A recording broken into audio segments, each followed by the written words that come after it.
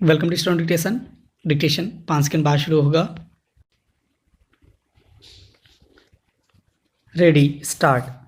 उत्तराखंड में आई आपदा में फंसे लोगों को बचाने के लिए जिस तरह मरीन कमांडो को मोर्चा संभालना पड़ा, उससे यही पता चलता है कि राहत और बचाव का काम कितना दुष्कर है।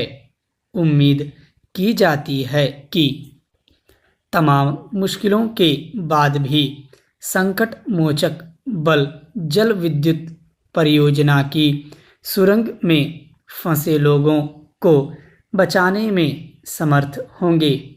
लेकिन आवश्यक केवल यह नहीं है कि इन लोगों को बचाने में कोई कसर न उठा रखी जाए, बल्कि यह भी है कि उन कारणों की तह तक वास्तव में जाया जाए जिनके चलते यह आपदा आई।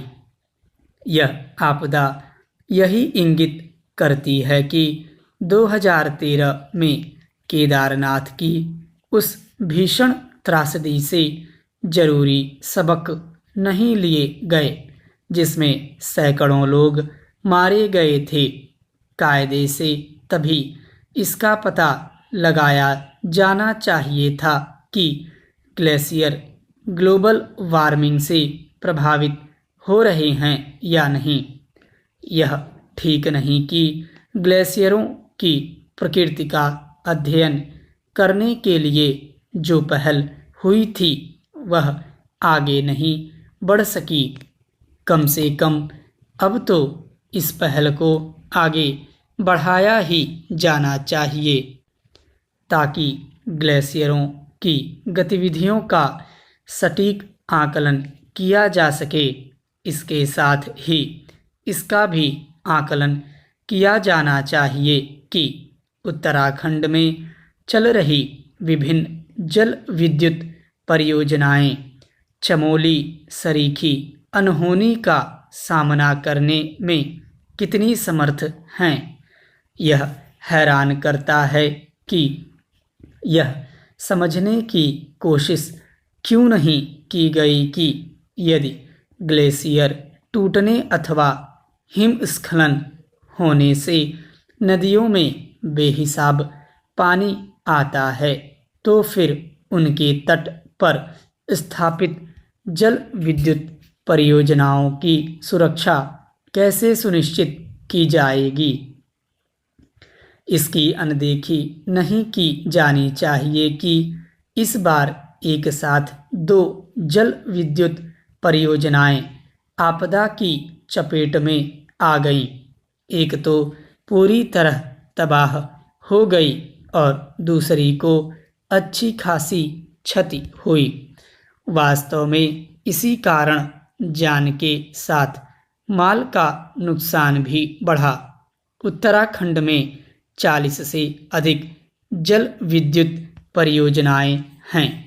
यह तो गनीमत रही कि कुछ प्रस्तावित परियोजनाओं को रद्द कर दिया गया, अन्यथा वहां ऐसी परियोजनाओं की स्थापना का सिलसिला कायम ही रहता। निस्संदेह यह नहीं हो सकता कि प्राकृतिक संसाधनों का दोहन बिल्कुल ही न किया जाए, लेकिन इस दोहन की कोई सीमा तो होनी ही चाहिए। उत्तराखंड सरीखे नाजुक पारिस्थितिकी तंत्र वाले इलाके में तो इस सीमा रेखा का विशेष ध्यान रखना होगा। बात केवल उत्तराखंड के पारिस्थितिकी तंत्र की ही नहीं, देश के अन्य पर्वतीय इलाकों की भी है।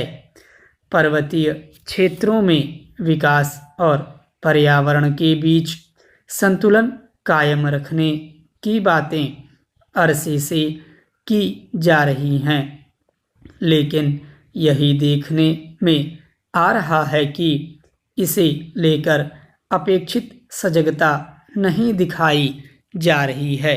चेंज संसद में राष्ट्रपति के अभिभाषण पर धन्यवाद प्रस्ताव के समय प्रधानमंत्री ने कृषि कानूनों के विरोध में आंदोलन कर रहे किसानों का एक बार फिर आह्वान किया कि वे आंदोलन का रास्ता छोड़कर बातचीत से इस मसले को सुलझाने के लिए आगे आएं। इस आंदोलन में धरने पर बुजुर्ग और महिलाएं भी बैठी हैं, उनका ख्याल कीजिए। पहले भी प्रधानमंत्री कह चुके हैं कि वे एक फ़ोन कॉल की दूरी पर हैं और किसान जब भी चाहें वे इस मुद्दे पर बातचीत के लिए तैयार हैं, मगर प्रधानमंत्री के आह्वान पर किसानों की तरफ से कोई पहल नहीं दिखी। शुरू में लगा था कि किसान इसलिए भी नाराज हैं कि प्रधानमंत्री खुद इस विषय पर बातचीत में दिलचस्पी क्यों नहीं दिखाते, मगर जब प्रधानमंत्री ने बातचीत की मंशा जाहिर कर दी तब भी किसानों में कोई सकारात्मक प्रतिक्रिया नज़र नहीं आई, तो स्वाभाविक रूप से प्रश्न उठने शुरू हो गए।